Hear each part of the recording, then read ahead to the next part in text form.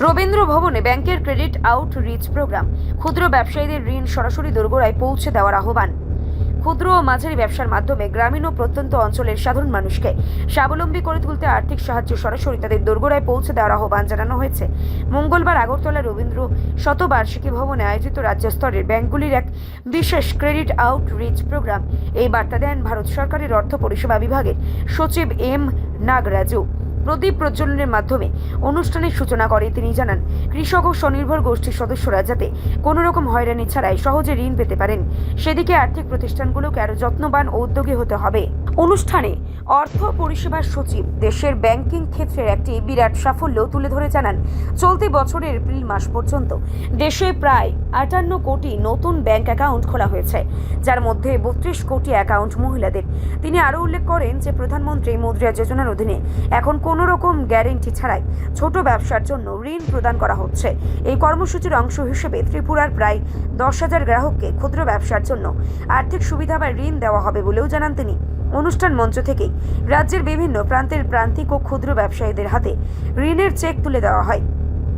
ব্যাংকগুলির উদ্যোগে আয়োজিত এই গুরুত্বপূর্ণ কর্মসূচিতে অন্যান্যদের মধ্যে উপস্থিত ছিলেন রাজ্যের মুখ্য সচিব JK সিনহা, অর্থ দপ্তরের সচিব প্রশান্ত কুমার গোয়েল এবং পশ্চিম ত্রিপুরা জেলা শাসক ডক্টর বিশাল কুমার সহ বিভিন্ন ব্যাংকের পদস্থ কর্তারা।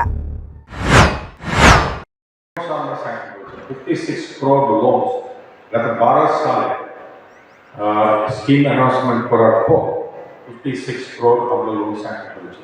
আজকেও কিছু লোন এখানে আমরা ডিস্ট্রিবিউট করেছিলাম, তাদের মধ্যে মুদ্রা স্কিম মধ্যে এটা কিছু আছে। আর খুবই আনন্দ বিষয় হলো এটা, আমরা যারা লোন স্যাংশন করেছিলাম তাদের মধ্যে মহিলার সংখ্যা 67%, মানে 67% লোন, টোটাল লোন আমরা মহিলার জন্য আমরা স্যাংশন করেছি।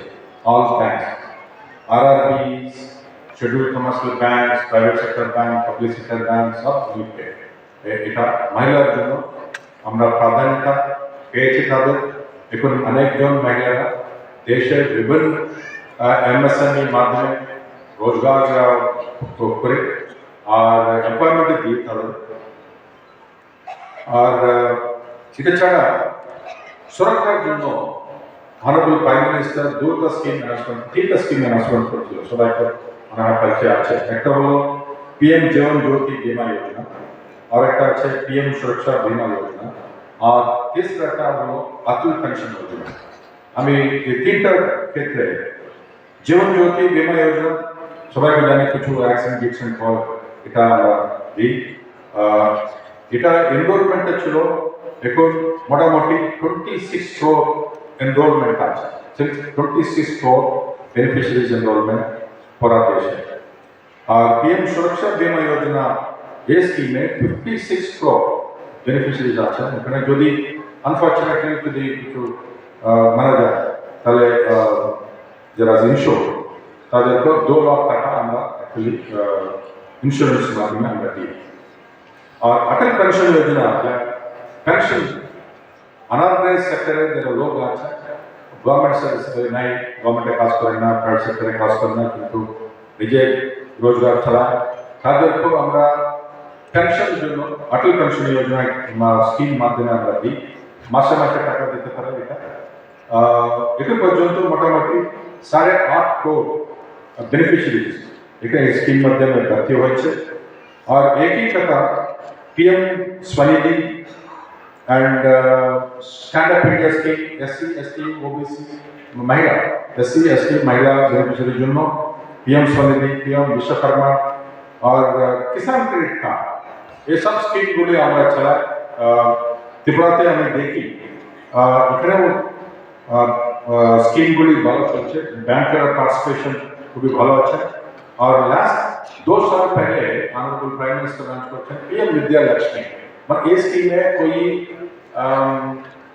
हायर एजुकेशने পড়াশোনা করতে চায় আমরা বিনা কোলাটারাল আর গ্যারান্টি আমরা লোন দিই।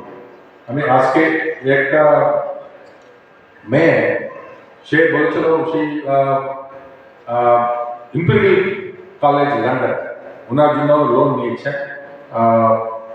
এটা বাইরে পড়তে পারে এই পিএম বিদ্যালক্ষ্মীর জন্য, লক্ষ্মী স্কিম মাধ্যমে। আর দেশে মোটামুটি 700 কলেজেস আছেন, ইউনিভার্সিটিজ মাধ্যমে, যেখানে ছাত্র ভর্তি হয় বিনা গ্যারান্টি, বিনা কোলাটেরাল। আমরা পিএম বিদ্যালক্ষ্মী স্কিম মাধ্যমে আমরা লোন কোনো ব্যাংকে লোন স্যাংশন করতে পারবো।